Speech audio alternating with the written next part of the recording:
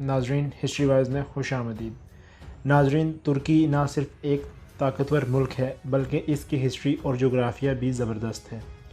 ترک وہ قوم ہے جنہوں نے تقریباً چین سے لے کر آدھے یورپ تک حکومت کی، لیکن کچھ وجوہات کی بنا پر آج ترک اپنا مقام کھو بیٹھے ہیں، کیونکہ ترکی ملک پر 1923 میں کچھ پابندیاں عائد کر دی گئی تھیں۔ وہ پابندیاں کیا تھیں اور کیا ترکی پھر سے پاورفل بن سکتا ہے؟ آج میں اس ویڈیو میں اسی ٹاپک پہ بات کروں گا۔ ترکی کے نئے صدر، جس کا نام مصطفیٰ کمال تھا، اس نے 1923 کی پہلی جنگ عظیم میں سلطنت عثمانیہ کو شکست دے کر اپنی علیحدہ ریاست ترکی کا وجود قائم کیا اور سلطنت عثمانیہ کا خاتمہ ہو گیا۔ اس طرح جو سلطنت عثمانیہ کے خلاف اتحادی سے سب نے خلافت عثمانیہ کو ختم کر کے اثاثے ضبط کر لیے اور مسلمانوں کے آخری خلیفہ کو جلا وطن کر دیا۔ اب آپ خود اس بات کا اندازہ لگائیے کہ 40 ممالک اور 3 براعظموں پر مشتمل یہ سلطنت عثمانیہ خاتمہ ہوا تو اس سلطنت کی بہت سی دولت وہیں کی وہیں رہ گئی اور کچھ بھی کام نہ آ سکا۔ اس کے بعد معاہدہ لوزان ہوا، جو کہ سوئٹزرلینڈ میں ہوا تھا۔ اس کے نکات میں سب سے پہلے ترکی کو سیکولر بنایا گیا، اسلام پر مکمل پابندی عائد کر دی گئی، اذان پر مکمل پابندی اور قرآن پاک پڑھنے پر بالکل پابندی عائد کر دی گئی۔ لوگ نماز اور قرآن چھپ چھپ کے پڑھا کرتے تھے۔ اذان بھی ترکش زبان میں کہی جانے لگی، یعنی اسلام پر جتنی پابندی لگ سکتی تھی انہیں اسلام سے دور کیا گیا۔ اس معاہدے کی دوسری شق یہ تھی کہ ترکی کبھی بھی اپنا تیل نہیں نکال سکے گا، اسے 100 سال تک تیل امپورٹ کرنا پڑے گا۔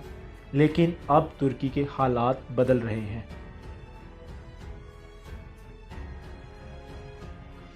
ترکی $771.4 ملین کی معیشت کے ساتھ دنیا کی 19ویں بڑی معیشت ہے۔ ترکی کے صدر طیب اردگان کا کہنا ہے کہ ترکی 2023 کے بعد نئے دور میں داخل ہو جائے گا۔ ناظرین، 2020 میں آنے والے کرونا وائرس، جس کی وجہ سے دنیا کی معیشت کو بڑا دھچکا لگا اور ترکی کی معیشت بھی آخر دھانے پر تھی، لیکن پھر قسمت ترکی پر مہربان ہونے لگی۔ ترکی میں ٹنوں کے حساب سے سونا نکلنے لگا، جس نے ترکی کی گری ہوئی معیشت کو اٹھا دیا اور ارطغرل غازی کے شہر سوغد سے 100 ٹن سونے کے ذخائر ملے، جن کی قیمت ترکی کے سالانہ بجٹ جتنی ہے۔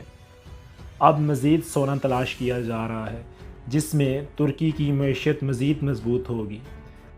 آج سے چند ماہ پہلے ترکی کے صدر رجب طیب اردگان نے بتایا تھا کہ ترکی نے سب سے بڑے گیس کے ذخائر دریافت کر لیے ہیں، جو کہ ترکی میں ہی موجود ہیں، جس کی وجہ سے ترکی دنیا میں بڑی طاقت بن سکتا ہے۔ ترکی نے سمندر میں گیس تلاش کی ہے، جس کا مطلب ہے کہ مزید بھی گیس کے ذخائر وہاں مل سکتے ہیں۔ پھر ترکی روس کو بھی ٹکر دے سکتا ہے۔ مزید یہ کہ ترکی کی سب سے بڑی کینال، جس پر ترکی کا مرضی کا ٹیکس بھی لگا سکتا ہے، اس کا بھی افتتاح کر دیا گیا ہے، جس سے ترکی کو سالانہ اربوں روپے ٹیکس ملے گا۔ ترکی سعودی عرب، لیبیا، مصر اور مختلف ممالک کو اپنے علاقے میں ہونے کا دعویٰ کر سکتا ہے۔ ترکی مقدس شہروں مکہ مکرمہ اور مدینہ منورہ پر بھی اپنا حق جتوا سکتا ہے۔ پہلی جنگ عظیم کے بعد مصطفیٰ کمال نے اسلام کو ایک طرف رکھ دیا تھا۔ اس نے اسکارف پر مکمل پابندی عائد کر دی تھی اور ترکی کو سیکولر ریاست قرار دے دیا تھا۔ ترکی میں 95% لوگ اسلام مذہب کو مانتے ہیں۔ طیب اردگان ترکی کی حیثیت کو اسلام میں واپس لانا چاہتے ہیں، جس کی مثال ارطغرل اور سلجوقوں کے تاریخ کے ڈرامے لانا ہے، جس سے ترک لوگ اپنا ماضی جان سکیں۔ طیب اردگان مسلم دنیا کی قیادت کرنا چاہتے ہیں اور مشرقی وسطی تک اپنا اثر و رسوخ بڑھانا چاہتے ہیں۔ اس لیے انہوں نے ہیگیا صوفیہ کو بھی مسجد میں تبدیل کیا اور مختلف اسلامک اقدامات کیے۔ اگر ترکی کو مکہ و مدینہ کی نگہبانی مل جائے تو طیب اردگان کا مسلم دنیا کی قیادت کا خواب پورا ہو جائے گا۔ ترکی کے لیے مکہ و مدینہ کی نگہبانی لینا آسان کام نہیں۔ ترکی مشرق وسطی میں پراکسی جنگیں لڑ رہا ہے۔ شام میں ترکی کی فوجی کارروائی اس بات کا اشارہ ہے کہ ترکی اپنی پہلی والی زمینیں واپس لینا چاہتا ہے۔